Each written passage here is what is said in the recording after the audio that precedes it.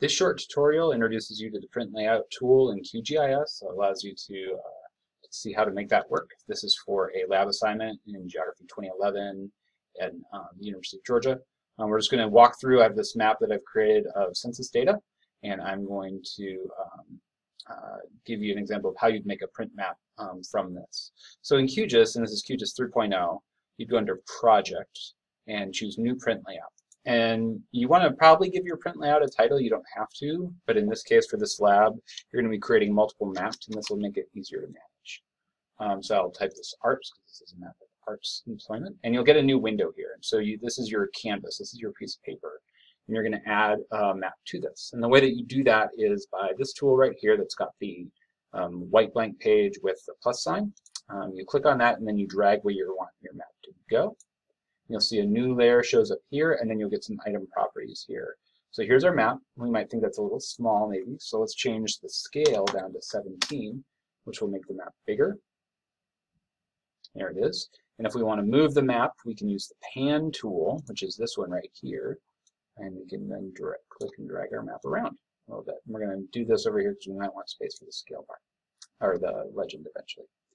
Next thing we need is a title. I'm going to add a text, so I click here and choose text. You can say how big you want it to be. I probably don't need it to be quite as large as what's on here. Let's try this. That's still pretty big, but we can make it a little bit smaller, right? There's our title box. Just drag that around. And then to change the text, you actually have to go over in this part of the window. And so I'm going to say my title goes here. I can make the font bigger. I click on font and scroll down to, let's go choose 36. There we go. That looks a little better. Make this text box a little bit smaller again. Move it to the middle. There's my title. And you can see you've got these things here. If I want to go back and move the map around again, I could just click on map 1 and move it, right? And do that. Okay, so we did that. Next, we're going to add a scale bar. And that's that button, this button right here. I'll click it here.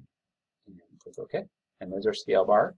You know, that's all right. I'm going to use miles rather than kilometers. So I can use scale bar units, miles. Right, and there that is.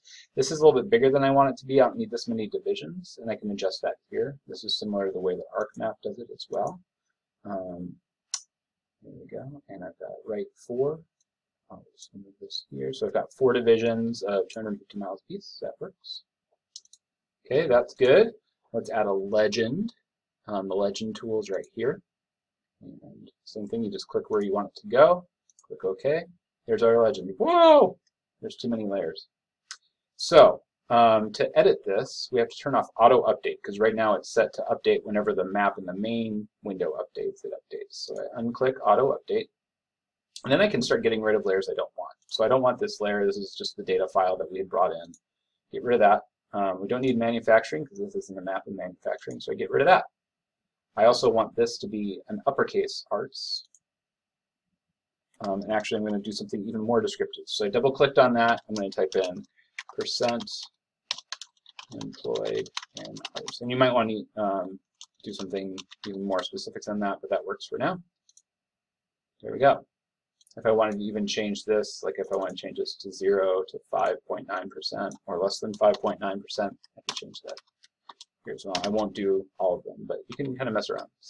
See what seems to make sense to you, right? Start editing what the legend looks like. Okay, last thing we need is some credits. Say where the data come from and who made it. So I'm going to put that here. Data from U.S. Census, map by John Doe. And there's all our map elements. When we're done, we just go ahead and export it by going to Layout and Export. And we can export it as an image or as a PDF or however you want to save it onto your computer. Go ahead and save this, close it. If I wanted to look at that again, I could just go into Project, Layouts, and I'd see that print layout. Must be right there. And I could go through and edit that map again. I could also create additional maps. So in this lab, you're making 3 maps, and you would create a new print layout for another layer. So hopefully that gives you an idea of how to make use of this tool and how print layout can work. It's pretty straightforward.